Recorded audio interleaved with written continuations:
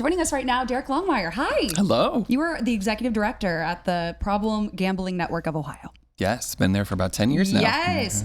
Well, thanks for coming on. It's obviously March Madness season. People are seriously placing bets right now, spending a lot of money on that. Yeah. And we've seen a rise, according to a Common Sense media research poll, 36% of boys under the age of 18 are getting access to these betting apps and platforms and placing bets. What do you think about that number?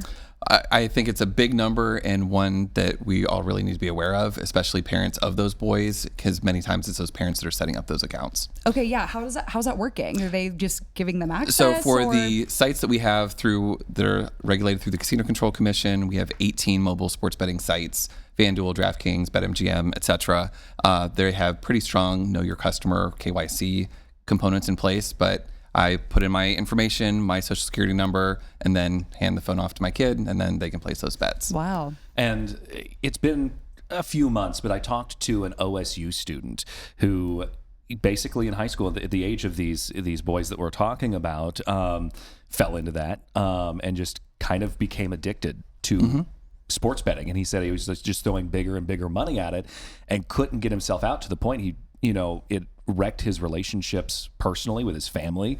And I guess it highlights how easy it is to fall into that. Is that something that is becoming increasingly familiar? It certainly is, and especially as you look at just access, availability, and accessibility. Now, I mean, we've been legalized sports betting for 3 years. It's no easier now than ever to participate through the legal sports books, and then we talk about some illegal ones, and then we'll talk a little bit about Polymarket and Kalshi as well, which just adds one new layer of access. Absolutely. Well, let's get into prediction markets.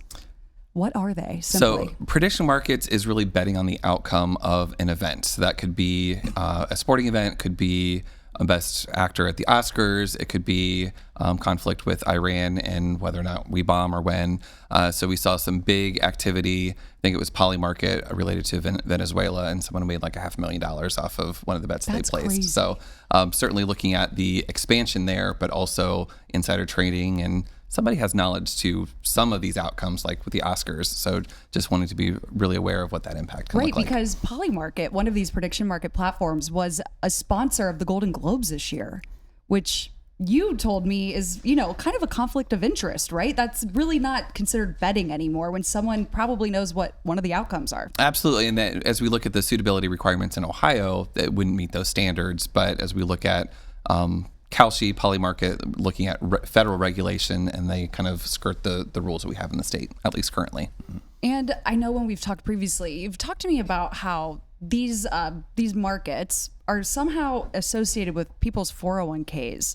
Can you elaborate on that? Sure. They're really merging the financial planning and investing with betting. And it really started with kind of the shift from I'm going to put money in my 401k, and then with Robinhood, I can take my control of my investing, and then that leads to day trading, and then day trading is just kind of this is the next evolution to that. Okay. Yeah, and that was something I think it was on public radio yesterday. They were talking about the exact same thing, is that these betting platforms and almost your stock trading are just now morphing into one, because you can place these, whether that be sports bet or these Polymarket bets, in these other platforms, and it's just all kind of becoming this one big gray area. That's kind of scary, because the Playing more around with a lot those of money. merge, and yes, people can lose. Obviously, when people have a gambling addiction, they can already lose a lot of money. But when it's tied to all these really long form like interest accounts, it could be really detrimental. And that's really a big message to get out of the choices that are being made today. Don't just impact today, but it's 20, 30, 40 years from down the road, as people who could be putting that dollar in today look at those returns and won't have that when they come to retire. And what kind of resources are out there for someone who gets involved in, problem gambling behaviors and can't figure out a way to stop? The easiest place to start is calling the Ohio Problem Gambling Helpline. That number is 800-589-9966. If you don't like to talk on the phone, there's also a corresponding website, gamblinghelpohio.org. And especially looking at kind of the financial impact, we have a partnership with GamFin to really provide some gambling counseling for the finances, because obviously you can't gamble without some form of money. Right. And I know you guys had a huge conference in February. Was there any new information that came out of that, from that big gathering? Certainly talking about prediction markets and evolutions there. We had representatives from the Ohio Casino Control Commission to kind of talk about some of the emerging things there, as well as those that have had lived experience. And we know that gambling impacts more than just the individual gambler, but it has a ripple effects for their families, their loved ones, and for their employers as well. All right. And for parents who, we're talking about boys aged 11 to 17 here, for parents who see their sons and or daughters, for that matter, falling into this kind of behavior early on, what steps can they take?